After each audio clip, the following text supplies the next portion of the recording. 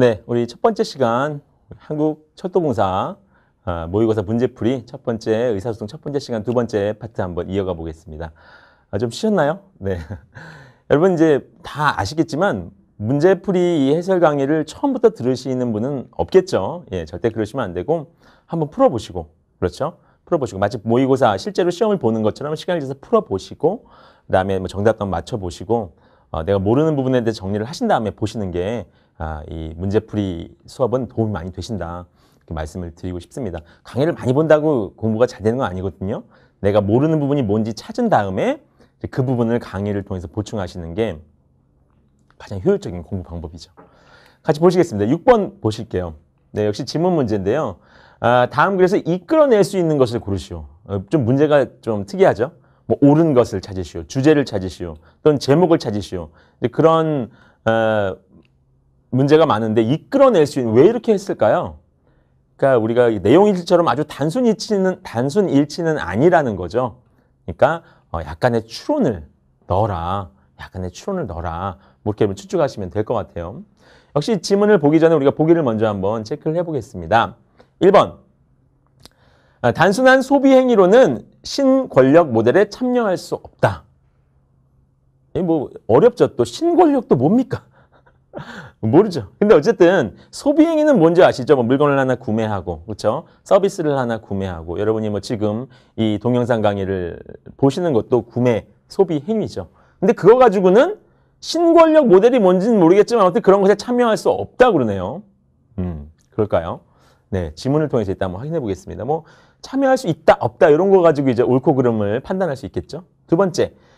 소셜 미디어의 도입. 소셜 미디어 뭡니까? 우리 잘 아시는 뭐 무슨 뭐 페이스북, 뭐 그렇죠? 유튜브 뭐 이런 것들이죠. 조직의 가치를 혁신할 수 있다. 그렇죠? 오래된 조직이에요. 우리 회사가 뭐 오래됐어. 50년 됐어. 60년 됐어.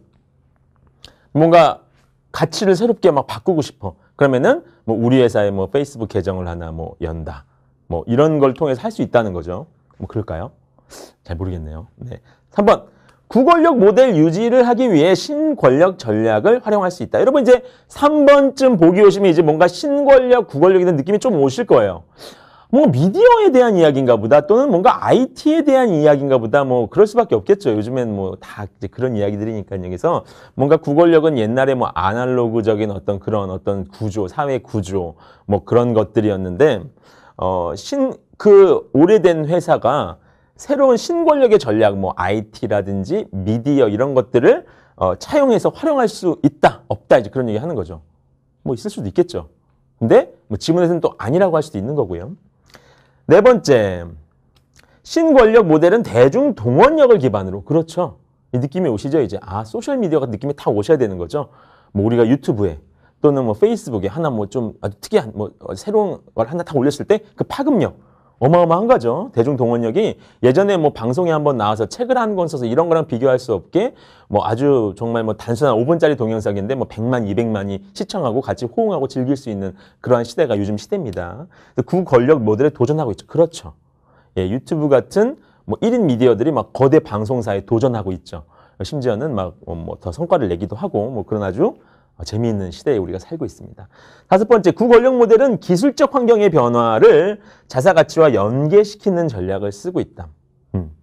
뭐 아까 말씀드렸던 것처럼 오래된 회사인데 어떤 기술적 환경의 변화, IT, 모바일 어떤 그런 어떤 새로운 기술들을 끌어와 가지고 자사의 중요한 가치와 연계시키고 있다. 그냥 활용만 하고 있느냐 아니면은 그 근본의 내면에 있는 가치와 연계시키고 있느냐 에 대한 부분을 우리가 지문을 통해서 확인을 좀 해봐야 되는 거죠.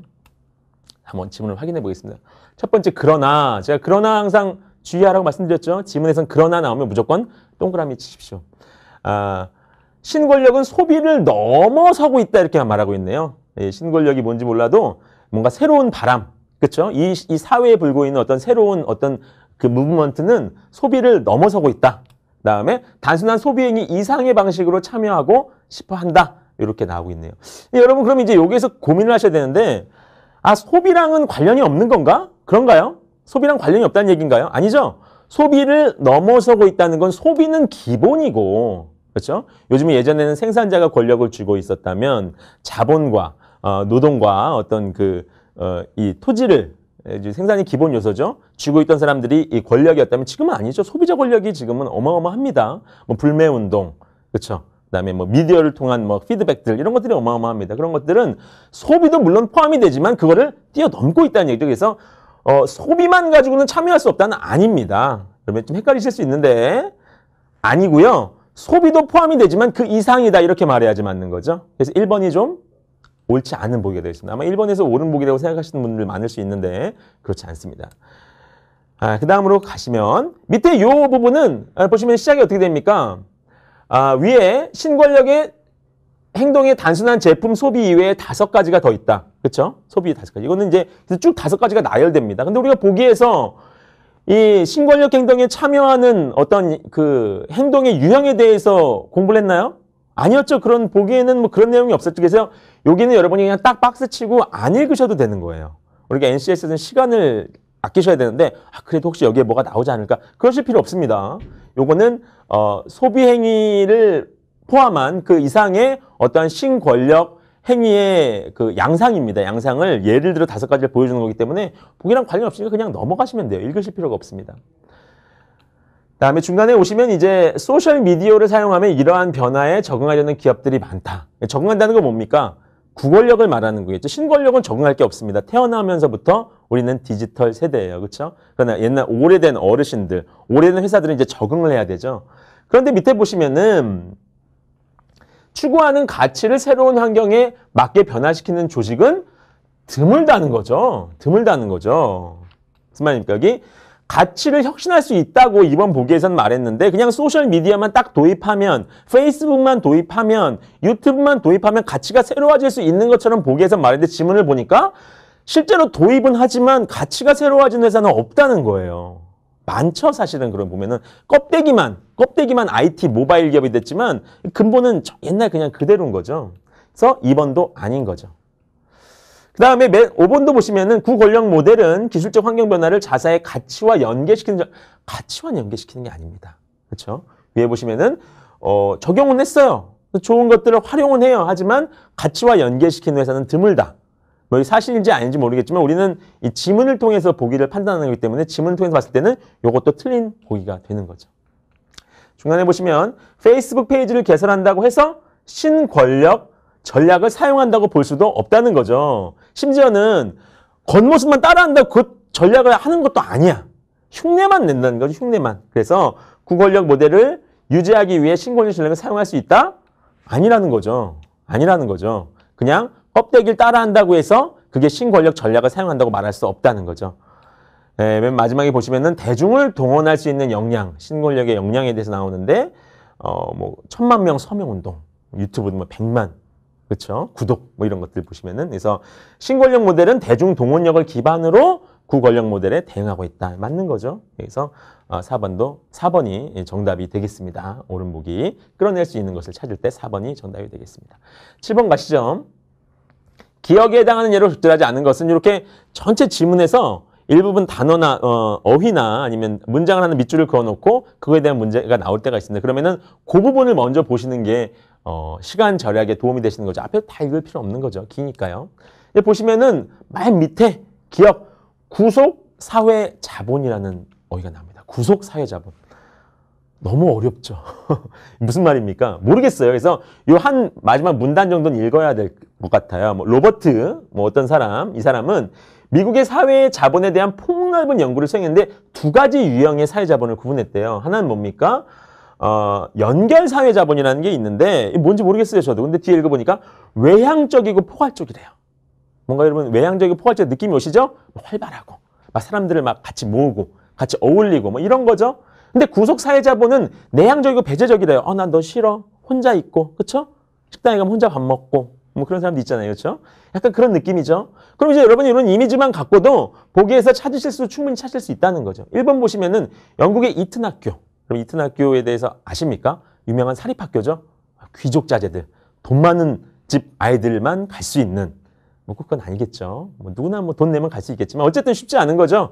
뭔가 배제된, 그렇죠? 특권 이런 느낌이 있죠. 특정 인정 조직 이것도 역시 보시면은 누구나 포괄하는 게 아닙니다. 누구나 뭐 흑인도 백인도 이런 게 아니라 너만 어떤 사람만 이런 것이죠. 뭔가 배제되고 있다는 느낌이 오시죠. 골프장 회원 모임. 저 회원제를 운영한 골프장 갈 수 있나요? 회원이 아니면 못 들어가는 거죠? 배타적이죠.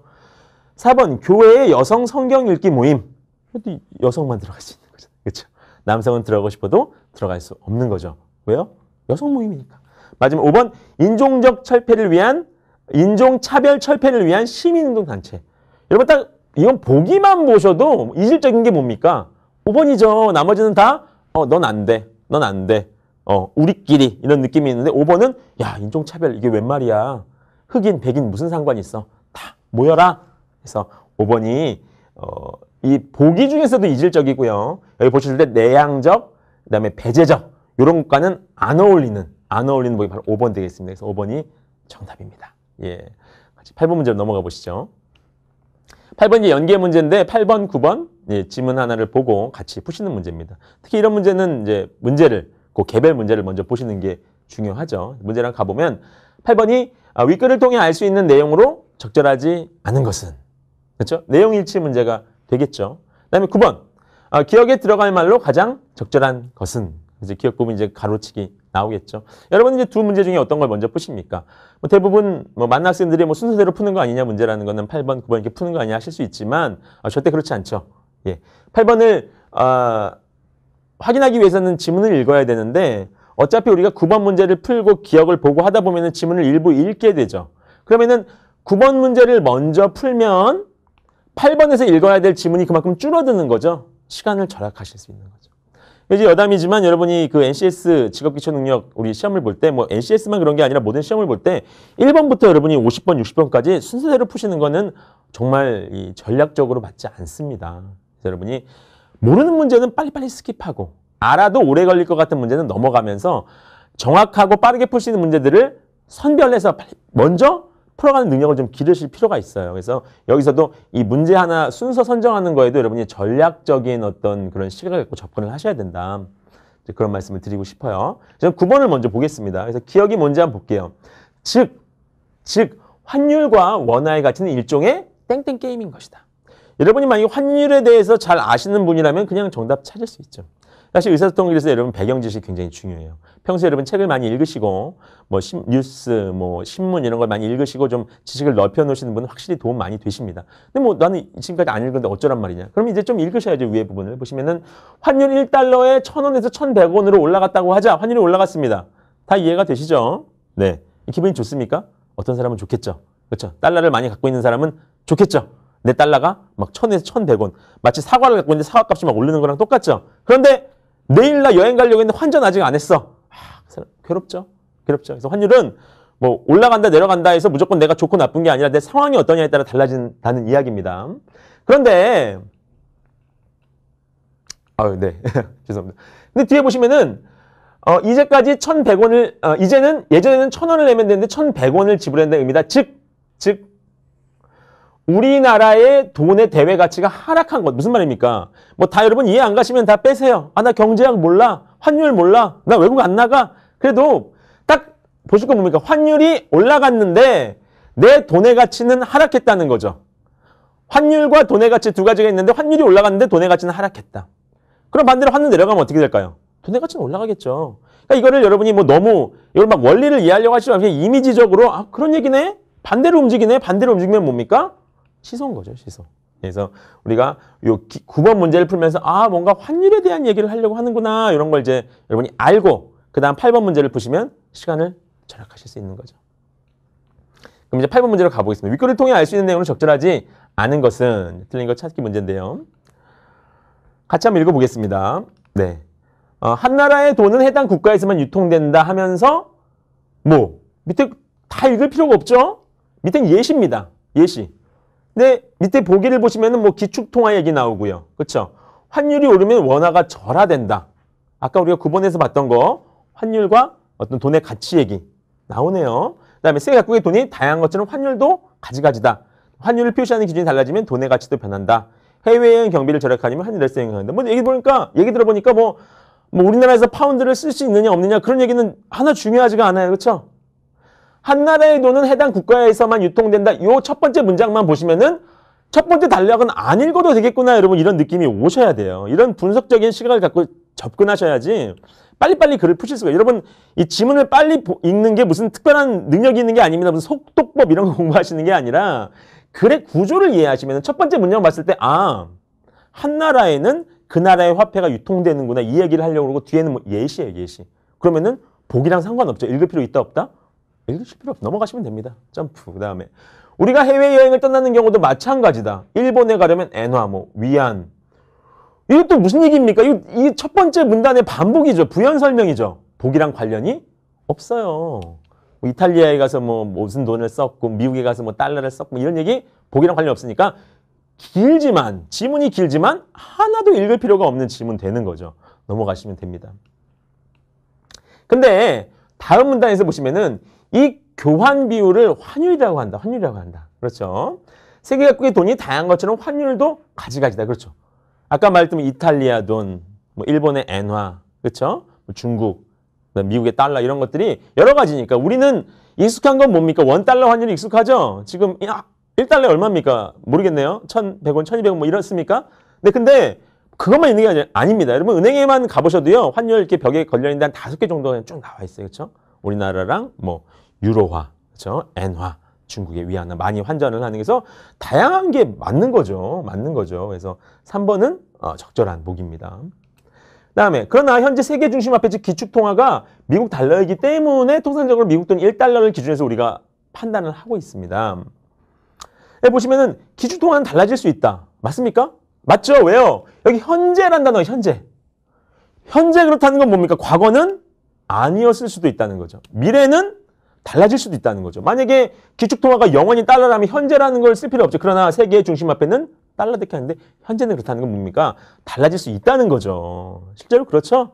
과거에는 뭐 우리가 은본위제 그래가지고 뭐 은이 일종의 기축통화 구실을 했던 데도 있었고 뭐 영국이 뭐 세계를 지배하던 시대에는 뭐 영국의 돈이 뭐 기축통화 구실을 뭐 그때는 기축통화라는 이름은 없었겠지만 구실을 했었겠죠. 그렇죠? 그래서 사실입니다. 맞다. 1번 맞다. 다음 뒤로 가면 이제 환율 이야기가 나오는 거죠. 그러면서 뭐 올랐다고 하자. 그런데 우리나라 돈의 가치는 하락한다. 이런 현상. 그래서 환율이 오르면 원화가 저런 이거는 9번 푸셨던 분은 뭐 그냥 맞네? 맞네. 나 9번 풀었으니 그래서 시간 있게 절약이 되는 거죠. 보기 하나. 예. 그 다음에 해외여행 경비를 절약하려면 환율이 내렸을 때 여행을 가야 한다? 어떻습니까? 내용을 보면 맞는 거죠. 맞는 거죠. 왜 그렇습니까? 환율이 어떻게 됩니까? 내려갔다는 거는 우리나라 돈의 가치가 올라갔다는 이야기가 되는 거죠. 그럼 결국 우리가 뭐 헷갈리실 수 있어요. 편하게 생각하시면 달러를 내고 쓰더라도 내 돈이죠, 결국은. 결국 원화를 달러로 바꿔서 쓰시는 거잖아요. 그렇죠? 그러니까 결국은 누구 돈 쓰는 겁니까? 내 돈 쓰는 겁니다. 내 돈. 그러니까 우리가 원화로 판단했을 때는 상당히 물가가 싸진 것처럼 느껴지는 거죠. 왜요? 환율이 내려가서 우리나라 돈 가치가 올라갔으니까 뭐 쉽게 말해서 우리나라 물건하고 비교하는 거죠. 우리나라는 뭐 음료수 안에 1,000원이었는데 외국에 나갔더니 환율로 계산해 봤더니 800원이면 살 수 있다더라. 왜요? 환율이 올라가서 환율이 내려가서 우리 돈 가치가 올라갔기 때문에. 뭐 생각하시면 여행하기는 참 좋아지는 거죠. 그렇죠? 환율이 내렸을 때 여행하면 좋은 거죠. 그리고 4번 보시면 환율을 표시하는 기준이 달라지면 돈 가치 변화. 이건 아닌 거죠. 여러분이 갑자기 뭐 중국의 뭐 위안화로 계산했을 때 내 돈이 달라지고 미국의 달러로 달라지면 그러면 여러분 어떻게 하시겠어요? 은행에 가서 계속 그것만 바꾸시겠죠?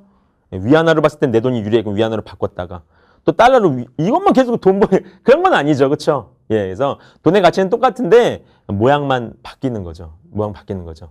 그럼 뭐에 따라서 달라지는 거냐? 환율에 따라서. 환율에 따라서. 이 표시하는 기준, 그 화폐 기준에 따라 달라지는 게 아니고 그 비율에 따라서, 교환 비율에 따라 달라지는 거지 이게 뭐 위안화다, 달러화다 그거에 따라서 가치가 달라지는 거는 결코 아닙니다. 결코 아닙니다. 좀 잘 이해하셨으면 좋겠습니다. 그래서 나머지 1, 2, 3, 5번은 맞는 보기, 틀린 보기는 4번 되겠습니다. 10번, 11번 연계 문제 한번 보겠습니다. 이제 여기 이 규정 문제가 나오는데요. 여러분 특히 그 여러분 시험이 있습니다. 뭐 공무원 시험도 있고 여러분 여러 가지 시험 준비하실 건데 NCS 지구부채 능력에서는 이 규정에 관련된 보기들을 잘 보셔야 돼요. 특히 한국철도공사는 규정 문제가 많이 나옵니다. 많이 나오기로 유명한 시험입니다. 그래서 규정 문제 잘 보셔야 되고 규정 문제를 여러분 접근하시는 방법 제가 간단하게 먼저 말씀드리면 규정은 항상 이렇게 이 각 조문에 대해서 중간에 작은 제목이 나와요. 사조는 뭡니까? 처리 기간이죠. 그렇죠? 8조는 뭡니까? 처리기간 연장입니다. 그래서 요 제목을 먼저 잘 보시는 게 중요해요. 왜냐면은 문제를 푸시다가 여러분이 빨리 내가 필요한 곳은 가야 돼요. 여러분 이 규정 문제는 100% 팩트체크 문제가 거의 뭐 출제됩니다. 그렇겠죠? 뭐 우리가 규정에서 뭐 주제를 찾겠습니까? 제목을 찾겠습니까? 뭘 찾겠습니까? 순서를 바꾸겠습니까? 뭘 하겠습니까? 규정은 팩트체크 문제 이외에 추가로 나올 수 있는 것이 별로 없어요. 별로 없어요. 그래서 빨리빨리 필요한 부분을 찾아가는 능력이 중요한데 그 방법 중에 하나가 뭡니까? 제목을 보고 찾아가는 것이다. 생각하시면 되고요. 문제 한번 보겠습니다. 10번 문제 같은 경우에는 요 서식을 작성하고 있는데 이 서식에서 필수적으로 포함해야 될 사항이 아닌 것을 혹시 포함한 것은 있는가? 어떻게 이게 필수가 뭔지 어떻게 합니까? 규정을 보고 한다는 거죠. 규정을 보고 한다는 거죠. 그런 문제가 되겠습니다. 그래서 이렇게 1번, 뭐 2번 이렇게 4번, 5번 동그라미 쳐가지고 그중에 이 필수 아닌데 이거 그럼 안 써도 되는 거 아니냐? 그런 걸 찾아보라는 이제 말씀인 거죠. 그럼 한번 우리가 이 처리기간 연장에 대한 이 규정을 보고 한번 찾아보겠습니다. 이 처리기간 연장 부분을 보는 이유는 이 서식 자체가 연장 통지 서식입니다. 그렇기 때문에 일반 기간에 대한 규정을 보는 게 아니라 연장에 대한 규정을 봐야 된다. 그래서 제가 제목을 잘 보시라고 한 게 빨리 거길 찾아가시라고 그런 겁니다. 자, 연장에 대해서 보시면 중간에 보시면은 사유와 완료 예정일은 반드시 적어야 통지해야 되는 거죠. 그 다음에 담당자의 성명과 전화번호. 여러분 다 읽어보시겠지만 규정에서 또 한 가지 중요한 거는 여러분 육하 원칙이란 말 있죠. 언제, 어디서, 누가, 무엇을, 어떻게, 왜.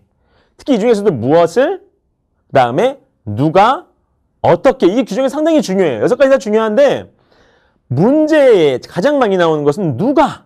그렇죠?